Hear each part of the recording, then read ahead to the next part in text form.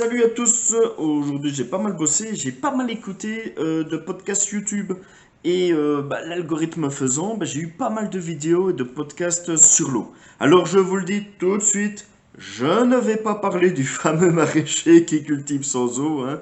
Je pense qu'on a fait le tour des avis et que de toute façon je m'en branle un peu de cette histoire. Par contre, il y a bien deux trois trucs qui m'ont fait tiquer aujourd'hui dans toutes ces vidéos sur l'eau. Alors, je ne veux pas lancer la pierre, mais j'ai remarqué que certaines légendes urbaines sur l'eau ont la peau dure sur YouTube et elles sont parfois partagées copieusement par mes petits camarades. Dans cette vidéo, je vais un peu débunker certaines affirmations. J'espère que mes collègues YouTubeurs ne m'en voudront pas. Personnellement, si c'est moi qui disais des conneries, j'aimerais évidemment qu'on me contredise afin qu'à la fin je sois plus juste, plus compétent, plus malin. Loin de moi également l'idée de passer pour un expert dans le domaine. Je vous le dis tout de suite, je ne le suis pas. Et le jeu de qui fait pipi le plus loin, c'est intéressant juste pour remplir l'arrosoir. Alors, première affirmation, faire toi-même un feu te permettra de faire aussi du charbon pour purifier l'eau. C'est ce qu'on appelle du charbon actif. Bon, doucement.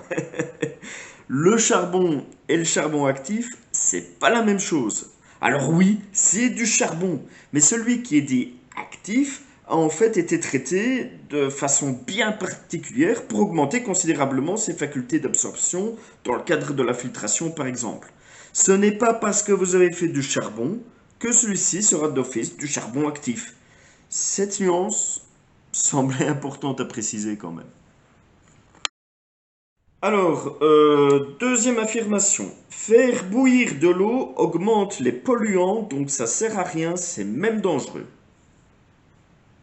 C'est faux. Alors, remettons les choses dans le contexte. Oui, il y a des polluants qui résistent à l'ébullition de l'eau pour la bonne et simple raison qu'ils passent sous forme gazeuse, bien au-delà de la température d'ébullition de l'eau. Mais c'est pas pour ça qu'il y a plus de polluants. Un exemple pour que je me fasse bien comprendre. Je mets 3 cailloux dans une casserole d'eau pure sur le feu. Jusque-là, vous me suivez. Après un moment, l'eau s'évapore, j'ai moins d'eau dans la casserole. Mais à la fin, j'ai toujours 3 cailloux. Il n'y en a pas un quatrième qui est apparu. La concentration en cailloux de mon eau sera plus importante, parce qu'il y a moins d'eau, mais je n'aurai pas plus de cailloux pour autant dans la casserole. Bref, pour résumer, l'ébullition n'offre pas toutes les garanties pour avoir de l'eau potable, car certains polluants ont un point d'ébullition qui est trop haut, mais une partie des polluants et micro-organismes sera quand même traitée par cette technique. Mon liquide sera donc moins dangereux en faisant cette technique, bien que la concentration et non pas le nombre de certains polluants ait augmenté. Tout cela nécessite donc d'ajouter à l'ébullition d'autres techniques pour rendre cette eau sans danger.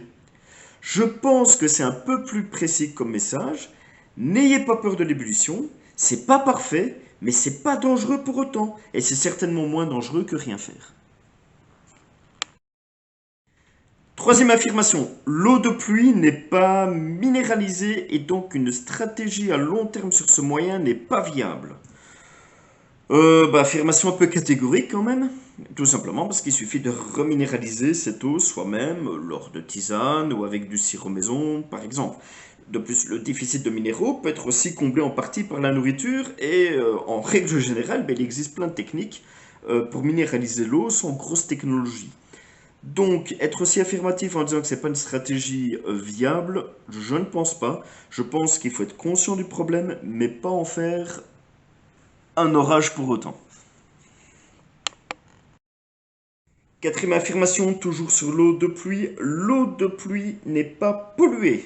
C'est faux. Elle peut capter des polluants atmosphériques, de 1, et de 2, elle peut être aussi souillée par le système que vous allez mettre en place pour la collecter. Et il peut aussi y avoir des soucis lors de la conservation. L'eau de pluie a en effet l'avantage de parfois être moins soumise aux polluants et aux micro-organismes, mais n'est pas pour autant sans risque. Alors, cinquième affirmation, on peut stocker de l'eau dans des matelas spéciaux. Selon Rue Barbare, il est possible de stocker dans certains modèles 1500 litres. Généralement, ces modèles à 1500 litres, ben, vous les trouverez pas. Tout simplement car 1500 litres, c'est 1,5 tonne, rien qu'avec l'eau. À ça, ben, se rajoute le poids du matelas à sec, qui pesera d'autant plus lourd que sa contenance en eau sera importante, car il y aura une grosse poche bien résistante, mais aussi des mousses, la plateforme et tout ça. Donc, ce que le conseil ne dit pas, c'est que dans tous les cas, il faudra un lit qui soit conçu pour résister à ce poids supplémentaire et important de l'eau. Et qu'il faudra également avoir le sol, la structure du bâtiment qui soit adaptée aussi. Donc, affirmation valable, mais pas dans la proportion citée généralement, et pas sans une vraie réflexion sur la sécurité. Voilà, j'en ai 5, c'est déjà pas mal. Si vous aussi, il y a des trucs qui vous font tiquer, ben, n'hésitez pas à les citer, les expliquer, surtout dans les commentaires. Et si un jour, ben, moi je dis aussi des conneries, ben, même chose, les commentaires sont aussi là pour une correction juste, argumentée et bienveillante. Dans le cadre de la préparation, soyez critique. Ne prenez pas tout ce qui vient comme vérité, et c'est pas parce que tout le monde le dit que d'office c'est vrai. On est vraiment dans un domaine où on a vite fait d'être un perroquet, et parfois, c'est ceux qui ont le plus d'audience qui sont le plus en faute. Donc, soyez pas naïfs, soyez malins. Le pouce, l'abonnement si vous trouvez que je dis pas trop de conneries, et que vous n'êtes pas allergique à mes t-shirts également, et surtout préparez-vous.